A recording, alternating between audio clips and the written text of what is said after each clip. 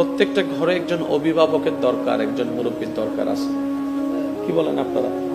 একটা ঘরে দেখবেন মুরব্বী থাকলে, অভিভাবক থাকলে ঘর এটার মধ্যে আলাদা একটা সুন্দর আলোকিত থাকে।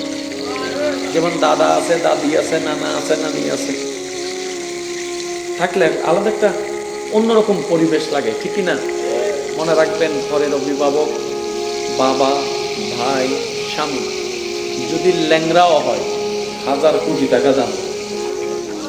সুবহানাল্লাহ বলেন না?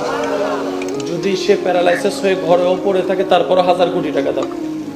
কারণ বাপ যতক্ষণ বেঁচে থাকে, সে বাপটা যেই কাজই করুক না কেন, বাপ যতক্ষণ বেঁচে থাকে, সমাজের মানুষ সন্তানের দিকে আঙ্গুল তুলে কথা বলতে পারে না।